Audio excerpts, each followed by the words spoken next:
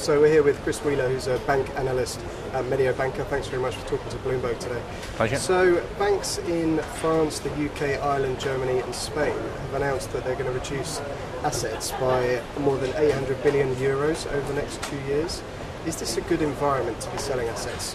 Well, there's a couple of points here. First of all, this is not necessarily new news, because under Basel III, a lot of these banks, particularly banks with investment banking activities, were going to have to shed assets anyway. So there's a bit of a mixing up here, I think, of messages. But nevertheless, they are going to have to probably shrink further if they're going to have to deal with some of their other capital issues. And the problem is, who are the buyers? There's no obvious mainstream buyers, but what we're seeing is a number of US vulture funds, if you want, increasing their presence in the UK to see if they can get involved in buying some of these distressed assets. What kind of assets are these that they'll have to sell?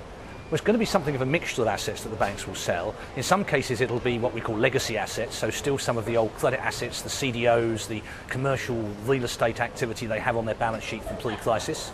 In other cases, it may actually be selling businesses. We've seen that start with banks selling business subsidiaries like KBC have done in Poland or other places in Eastern Europe, or other businesses they think are non-core. Which banks need to shed the most assets? Well, I think the banks which obviously have the biggest issue facing at the moment are the French banks, who've been particularly open about talking about their asset disposal programs. You could also look at some of the German banks, maybe some of the non-publicly traded banks in particular. And one or two of the other banks, KBC again has already been going down that route, and certainly probably the Royal Bank of Scotland, Lloyds are going to continue what they've been doing for some time. So we don't know yet whether these efforts to shed assets will be successful or not. If they aren't, what could be the possible ramifications if they have to go to their national governments or a European-wide fund? Well, the first point is that these asset sales will take time, and clearly if they dispose of assets below face value in a hurry, they take a bigger loss to capital, which is not what they want to do. So this is probably not the solution for the short-term issues around capital we're hearing.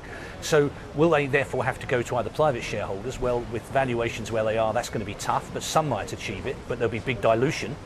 Or they have to go to governments, and if governments come in, supported maybe by the ESFS, then we have a situation whereby dividends will have to be suspended.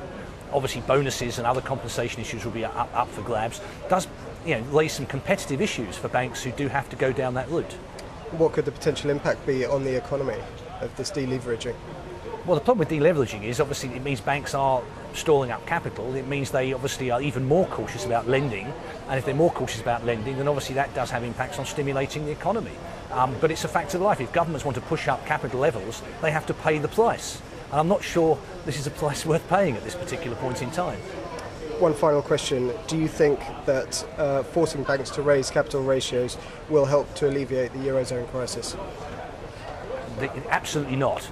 The issue here is twofold. I mean, we think they're too late with capital raising. Capital raising should have been pushed through when the banks were trading at over book value in the spring.